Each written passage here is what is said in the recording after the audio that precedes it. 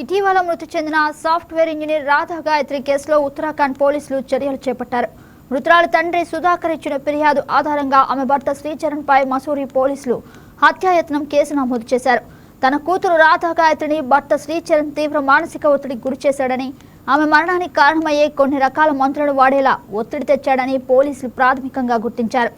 గాయత్రి చనిపోయిన తర్వాత ఆమె కుటుంబ సభ్యులకు శ్రీచరణ్ రాంగ్ ఇన్ఫర్మేషన్ ఇచ్చి తప్పుతో పట్టించే ప్రయత్నం చేసినట్లు ఎఫ్ఐఆర్లో పోలీసులు పేర్కొన్నారు.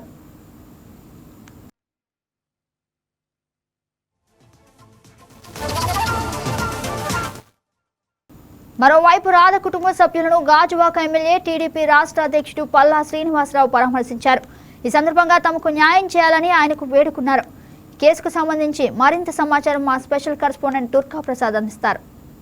మలుపులు తిరుగుతున్న విశాఖకు చెందిన రాధా గాయత్రి కేసు సంబంధించి పలు కీలక సంబంధించిన విషయాలు కూడా బయటకు వస్తున్న పరిస్థితి. తాజాగా మనం చూసినట్లయితే ఇది విశాఖకు చెందిన IT software engineer Radha Gayatri తన భర్తతో కలిసి ఇటీవలే విహారయాత్రకు వెళ్ళిన పరిస్థితి. అయితే అనుకోని విధంగా ఆమె ఉత్తరప్రదేశ్లో మరణించిన సంగతి కూడా తెలిసింది. ఈ నేపథ్యంలో రాధా గాయత్రి ఈ నేపథ్యంలో రాధా గాయత్రి తల్లిదండ్రులు కూడా ఏదైతే ఆ మృతి చెందిన సంగతి తెలిసిన తర్వాత తన అల్లుడు ఏదైతే రాధా గాయత్రి భర్త శ్రీచరణ్ చంపివేశాడో, ఖచ్చితంగా ఆమె మృతికి శ్రీచరణ్ కారణం అంటూ కూడా విశాఖలో డిఎస్పీని కలిసిన పరిస్థితి. పోలీసులు ఉన్నతాధికారులు కూడా ఫిర్యాదు చేసిన సంగతి తెలిసింది. ఈ నేపథ్యంలో అయితే రోజుకు ఒక కీలక టర్నింగ్ పాయింట్ జరుగుతున్న ఈ కేసులో అక్కడ ముసోరిలో కూడా కేసు నమోదు చేశారు. మొదట అనుమానాస్పదగా ఆ కేసు నమోదు చేసినప్పుడు కూడా ఇప్పుడు శ్రీచరణే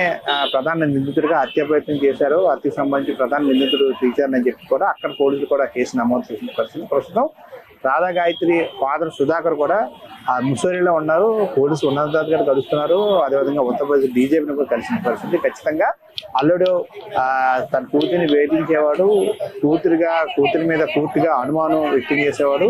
కూతురు ఏం చేస్తుంది అని ఎప్పుడు పడితే అప్పుడు వీడియో కాల్ చేసేవారు. తర్వాత ఎక్కడికి వెళ్ళినా ఆమె ట్రాకింగ్ చేయాలని ఒక జీపీఎస్ ట్రాకర్ కూడా ఆమె తెలియకుండానే బ్యాగ్ లో పెట్టిన ఫొటోస్ కానీ ఇవన్నీ కూడా పోలీసులు ఉన్నతాధికారులు చూపించడం జరిగింది. మరోవైపు ఈ రోజు విశాఖలో కూడా ఏపీ టీడీపీ రాష్ట్ర అధ్యక్షుడు పల్లా శ్రీనివాసులు కూడా రాధా గాయత్రి మదర్ కూడా కలవడం జరిగింది. అయితే పల్లా శ్రీనివాస్ కూడా ఆమె ఓదార్చారు. ఖచ్చితంగా రాష్ట్ర ప్రభుత్వం నుంచి ఏ విధంగా మీకు కేసుకు సంబంధించి ఏ విధంగా సాయం అందాలో ఖచ్చితంగా ప్రభుత్వం నుంచి ఖచ్చితంగా మీకు తోడుండదు, ఖచ్చితంగా మీకు న్యాయం చేస్తామని చెప్పి కూడా పల్లా శ్రీనివాస్ అయితే రాధా గాయత్రి తల్లికి వివరించడం జరిగింది. మరోవైపు ఇప్పుడు శ్రీచరణ్ అయితే దీనికి సంబంధించి ఇటీవల ఒక మీడియాని ఆశ్రయించి ఒక ఛానల్ ద్వారా ఒక ప్రచారాలు కూడా చేయడం జరిగింది. ఏదైతే నాకేం సంబంధం లేదు, నేనేం చంపలేదు, మేము చాలా అన్యోన్యంగా ఉన్నాం, కావాలనే రాధా గాయత్రి తల్లిదండ్రులు నా మీద ఆరోపణలు చేస్తున్నారని చెప్పి కూడా ఒక మీడియా ఛానల్ ఆశ్రయించి మీడియా ఛానల్ ద్వారా ఆయన మాట్లాడడం జరిగింది. దీనికి సంబంధించి విశాఖలో పలు మీడియా సంస్థలు కూడా మీడియా ఛానల్ కూడా దీనిపై విమర్శలు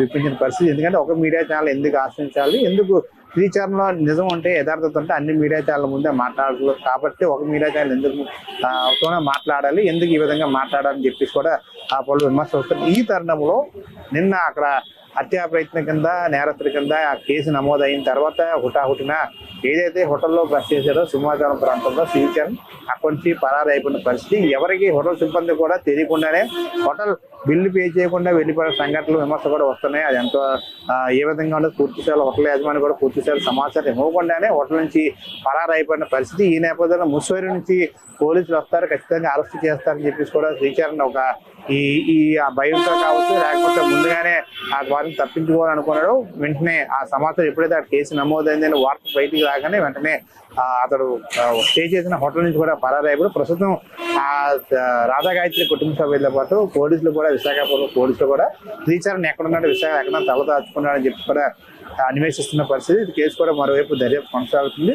అయితే ముస్సోరి నుంచి కూడా పోలీసులు వచ్చి ఖచ్చితంగా శ్రీచరణ్ అరెస్ట్ చేస్తారని చెప్పి కూడా శ్రీచరణ్ ముందుగానే పరారైన పరిస్థితి. అయితే రోజుకొక పూటకొక ట్విస్ట్గా మారుతుంది ఈ కేసు. ఏపీలోనే చాలా సంచలనంగా మారింది. అటు ఉత్తరప్రదేశ్ డీజీపీని కూడా రాధాగాయత్రి తండ్రి కలవడం ఖచ్చితంగా తనకి న్యాయం జరిగే వరకు కూడా అక్కడి నుంచి విశాఖకు వచ్చే ప్రసక్తే లేదని చెప్పేసి కూడా మాజీ ఆర్మీ ఉద్యోగి అయిన సుధాకర్ కూడా అక్కడే ఉన్న పరిస్థితి. ఈ నేపథ్యంలో రాష్ట్ర ప్రభుత్వం కూడా దీనిపై సీరియస్నెస్ తీసుకుంది. ఖచ్చితంగా పల్లె కూడా రాధాగాయత్రి మదర్కి మాట ఇవ్వడం కూడా జరిగింది. ఖచ్చితంగా రాష్ట్ర ప్రభుత్వం చూడంటే ఖచ్చితంగా న్యాయం చేస్తుందని చెప్పడం కూడా ఇప్పుడు ప్రస్తుతం హాట్ టాపిక్ గా నడుస్తుంది. అయితే రోజుకొక పూటకొక ట్విస్ట్ జరుగుతుంది. ఈ కేసులో ఖచ్చితంగా విశాఖ వాసులు కావచ్చు కుటుంబ సభ్యులు కూడా ఖచ్చితంగా శ్రీచరణ హత్య చేశారు. శ్రీచరణ ఒక వ్యక్తిగత జీవితం బాగాలేదు, ముందు నుంచి ఆమె అనుమానంగానే ఉన్నాడు. ఇట్లాంటి వ్యక్తి వల్ల నా కూతురు మరణించింది, ఖచ్చితంగా అతనే చంపేస్తుంటాడు, ఖచ్చితంగా అతనే చంపేస్తాడని చెప్పేసి కూడా తల్లిదండ్రులు పూర్తి చేయాలని చెప్పడం జరుగుతుంది. ఈ నేపథ్యంలో హత్య ప్రయత్నంగా కూడా కేసు నమోదవడం ఇప్పుడు సంచలనంగా మారింది విశాఖలో. ఖచ్చితంగా ఆయన అరెస్ట్ చేయాలని చెప్పి కూడా ఆయన కుటుంబ సభ్యులు డిమాండ్ చేస్తున్న అంశంగా మనం చూడవచ్చు. ప్రస్తుతం ఇది తాజాగా రాధాగాయత్రికి సంబంధించి case update. Durgaprasad, YK news, Visakha.